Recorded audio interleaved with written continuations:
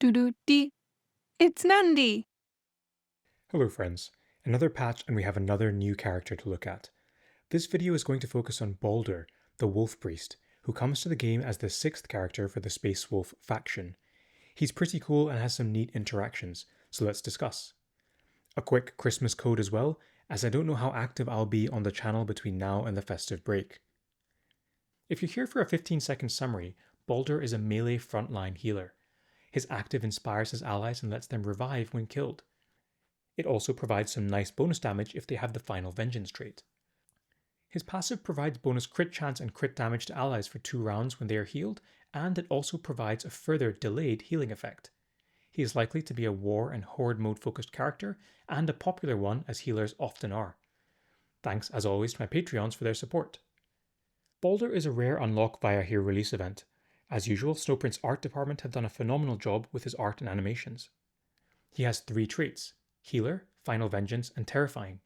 Terrifying in particular makes him really attractive for Trajan's LRE, but I'll speak about that later. His stats on screen are at max settings, and Tawan, Tacticus Ambassador and friend, has helpfully done some analytics to help me create this radar chart. His active is called Rites of Morkai. This gives Baldr and adjacent non-mechanical allies a buff that lasts for 1 round. While affected by this buff, Baldr and allies will revive when defeated unless overkilled. Also, affected units with the Final Vengeance trait deal bonus damage with all of their attacks. After using the ability, Baldr makes a normal melee attack against an adjacent enemy. His passive is Healing Balms. When Baldr heals an ally, he gives that ally bonus crit chance and crit damage for 2 rounds. As a sort of delayed effect, after 1 round, the ally is healed again through the passive ability. Just like Actus or Holland, Baldr can heal units at full health to get this benefit.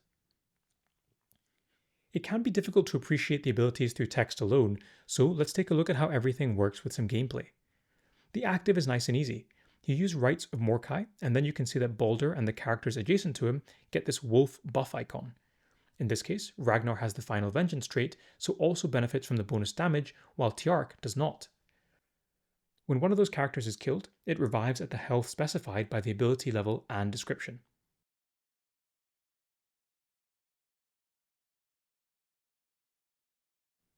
The passive is also fairly straightforward. Baldr heals an ally, which works even when they are at full health. They get an appropriate buff icon that describes their crit chance and damage being increased. On the following turn, that unit is healed again, but remember the wording on the passive. There is no further application of the passive crit chance and damage bonus. That only triggers when the heal is directly from Baldr's action. The obvious bit of synergy here is with Ragnar, who boosts the crit chance through Warhowl. You can set up scenarios, particularly in raids, where you apply the healing balm on turn 1 when characters are unlikely to be attacking anyway, and then gain the bonus damage for the Warhowl turn subsequently. Baldr starts with a unique relic, a crit booster called Wordmaker's Helm. It's pretty strong, to be honest. During Baldr's turn, each time a friendly adjacent unit gets healed for the first time during that turn, Baldr immediately performs a normal melee attack with bonus damage and applies the Ice Hex effect, giving some Space Wolf synergy. Remember also that units on ice take more crit damage, but that doesn't work on immune bosses. You can see some cool stuff in the gameplay here. Baldr uses his action to heal an ally and triggers a normal attack for himself straight away.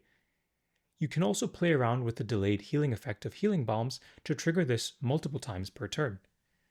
You can combine him with other healers like Incissus, Isabella, or Rotbone to trigger multiple attacks in 1 turn.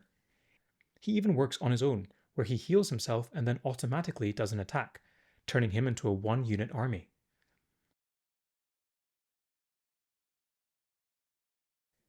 For once, the relic availability might not be a problem, since the helm will be available on a home screen event on January 25th. I have included on this slide what the home screen event will look like for different players at different levels. If you are above player level 20 and have at least 1 character at legendary blue star rarity, you should get offered the relic option. It's pretty nice, but I'm also conscious it will take a long time for players to get Baldr to blue star in the current economy. His mythic missions are listed here on screen. I don't think any are particularly challenging. For the extra hits on mission 4, you can combine him with Ragnar, who will give Baldr 3 extra hits once Ragnar kills an enemy character. Baldr is a healer, so it makes sense to compare him to others in terms of that performance metric. Healing is measured by a character's damage stat multiplied by hits, and you can see here that by that metric, Baldr is the best in the game, outperforming the most recent edition of Nicodemus. Let's take a look beyond the surface to look at game mode specific application. If you want Baldr to be good, you probably want to find a team of Final Vengeance characters that will benefit from the bonus damage on his active. On screen is the current list.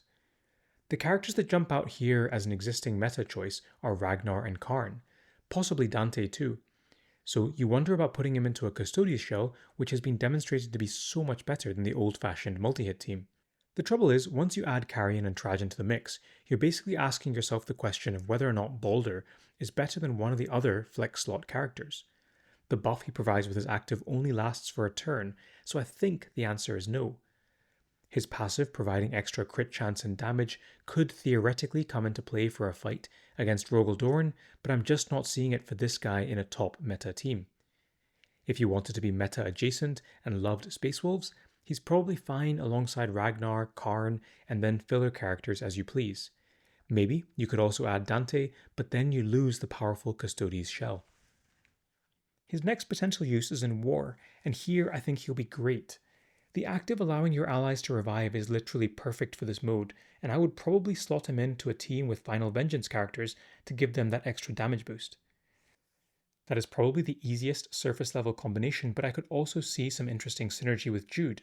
Jude is already amazing in War, and if you could essentially guarantee her a crit, this could end up being close to a 2-unit combo on War offense. Before we wrap up, let's take a look at his performance by trait in LRE. Baldr has the power damage type, Final Vengeance, and Terrifying traits.